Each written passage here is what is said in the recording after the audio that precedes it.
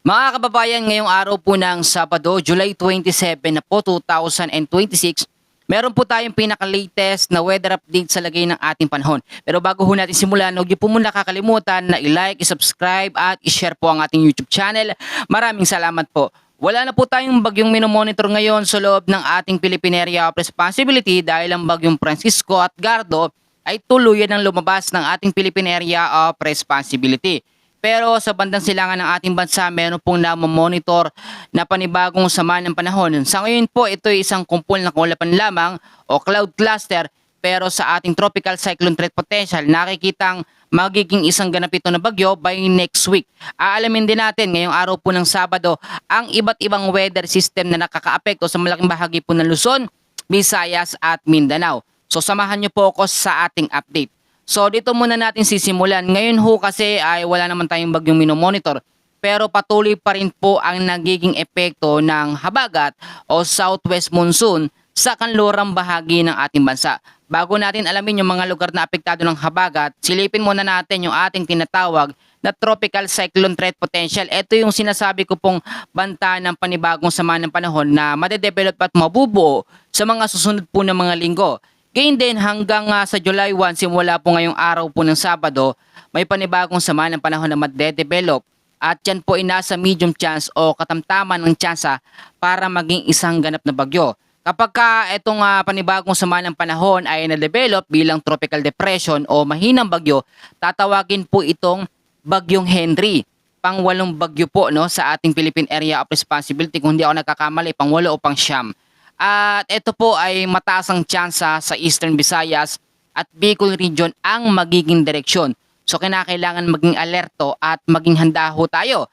At kung makikita nyo dyan sa may kanluran, may panibagong LPA din na madedevelop. So ito yung sinasabi natin na sunod-sunod po na low pressure area. Pero hindi naman lahat dyan magiging malakas na bagyo o magiging bagyo. Kaya kinakailangan i-monitor natin. Sa isang illustration natin, sa July 2 hanggang sa July 28 po, no, by next week po ito, sa first week po ng July hanggang sa second week, may panibagong sama ng panahon. Actually, tatlong sama ng panahon niya na madedevelop. Merong dalawa dyan sa kanlurang bahagi ng ating bansa na nasa katamtaman ng tsansa para maging tropical depression o mahinang bagyo.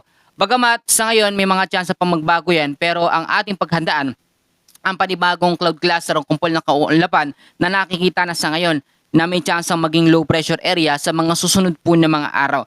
Balikan ho natin yan dahil aalamin natin kung magiging typhoon o super typhoon ang susunod po na bagyo. Sa tinatawag po na forecast weather condition, eto po, sa area ng Pangasinan, sa may Zambales, Bataan, ang weather condition po dyan ay yung tinatawag na occasional rains o yung mga pag-ulan maya't maya na ating nararanasan madalas po tuwing hapon at minsan inaabot po yan hanggang sa gabi dahil po yan sa habagat o southwest monsoon.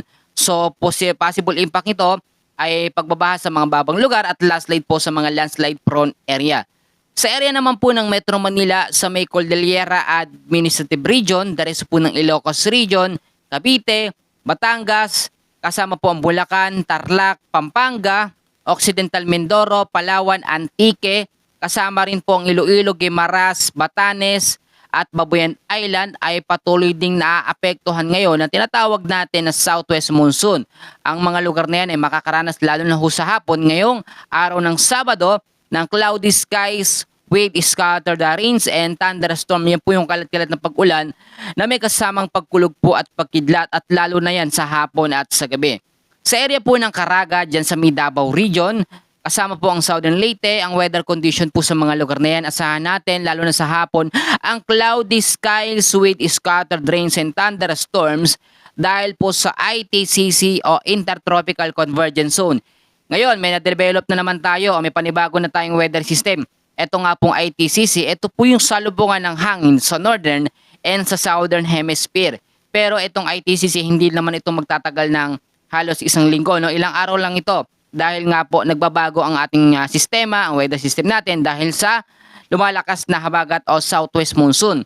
Ang nalalabing bahagi ho ng Luzon at Visayas ay patuloy ding maapektuhan ng habagat o ng southwest monsoon.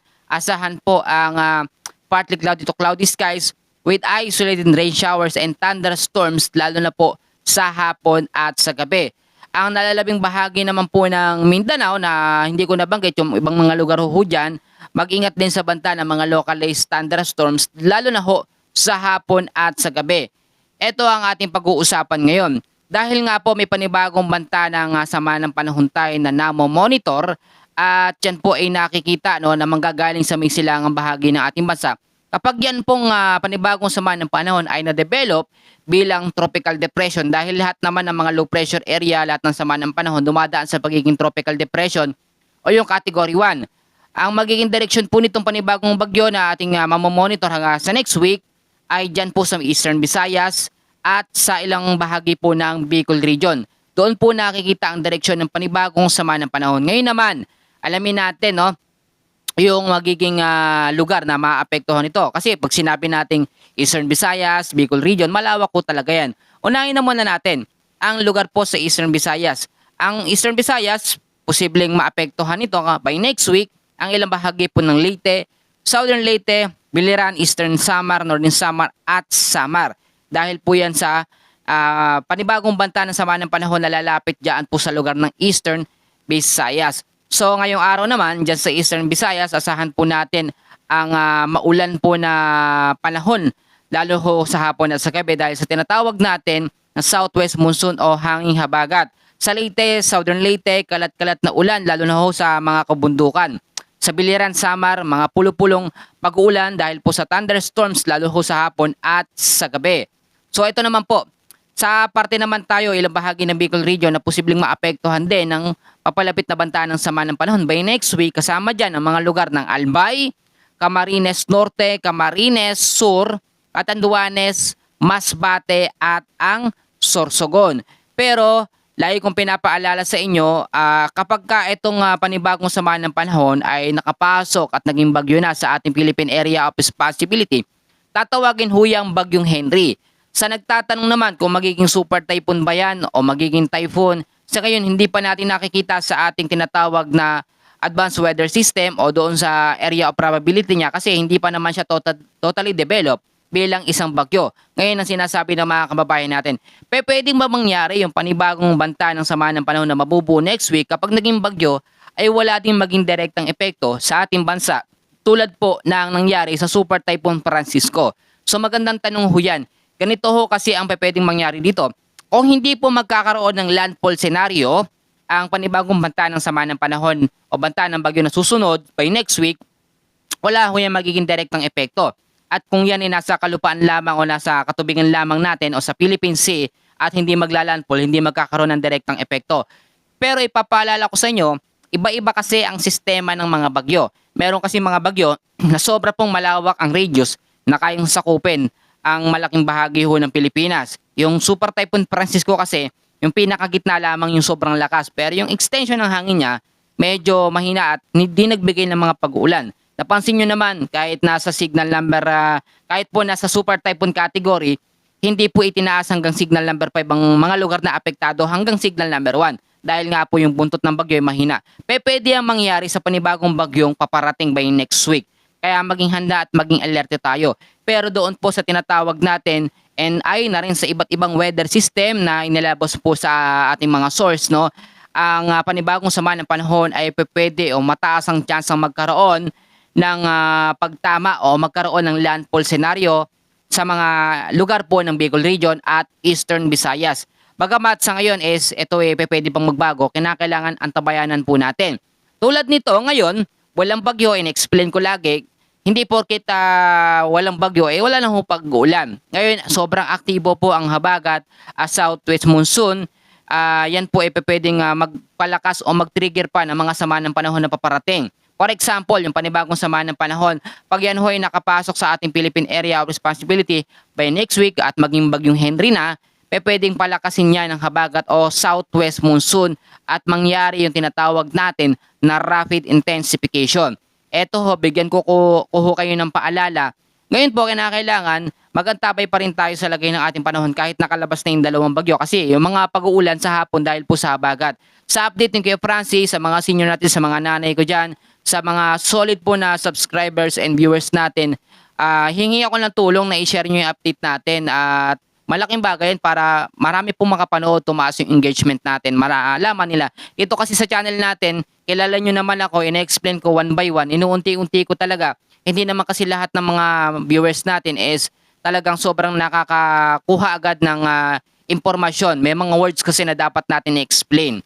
So yung pangalawang paalala, sa parte ng Metro Manila, low-lying areas dyan, sa Visayas, sa Mindanao, ngayon pa lamang po, kung pwede, gawin natin yung paglilinis ng ating kapaligiran. Mga plastic, basura, lagi po nating linisin. Kapag nagsimula na kasi ang epekto ng mas malakas na habagat at yung paparating na panibagong sama ng panahon, baka hindi na mangyari yun ng nangyaring epekto ng Super Typhoon Francisco at ng Bagyong Gardo.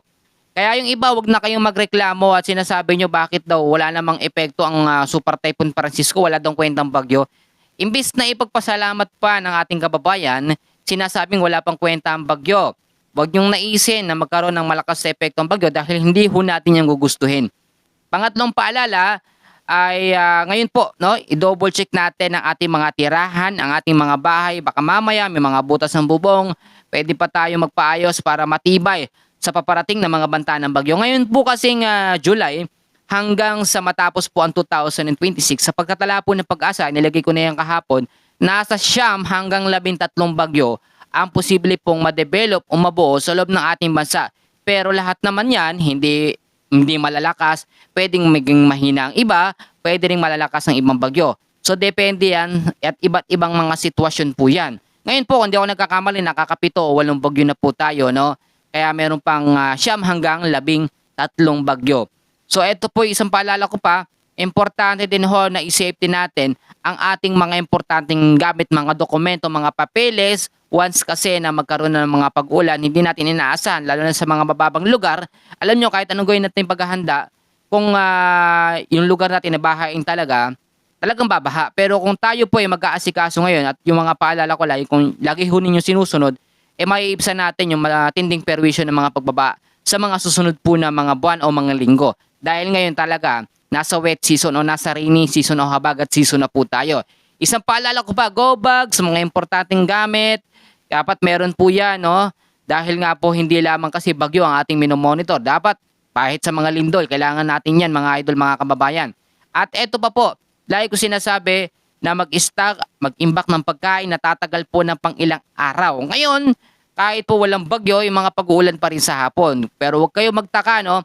Sa mga naguguluhan, wala pong bagyo ngayon na nagpapaulan sa ating bansa. Ang nagpapaulan ho ngayon ay ang habagat o southwest monsoon. Ito pa yung panghuling paalala ko na lagi ko sinasabi.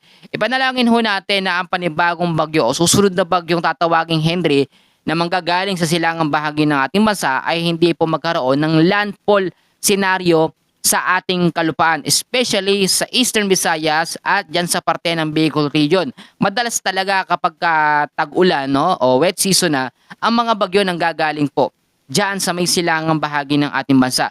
Kung mapapansin nyo at naaalala nyo, yung ngayon pong 2026 ng June, July, iba noong 2025, mas malalakas yung bagyo nung nakaraang taon. Ngayon po kasi merong mga malalakas na bagyo pero umiiwas. Yun po ang pagkilos ng Diyos sa ating bansa, no? Na kahit alam niyo naman magulong ating bansa, iniingatan pa rin po tayo ng Panginoon. Eto pa mga kaibigan, lagi ko pinapaalala na magdala kayo ng payong, jacket, kapote, panlaban ho yan sa mga biglaang bugso ng mga malalakas ho na mga pag-uulan.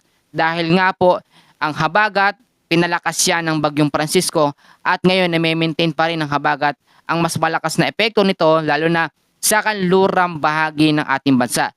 I-summarize ho natin ng ating pangunahing weather system ho ngayon ay eto nga pong southwest monsoon o hanging habagat.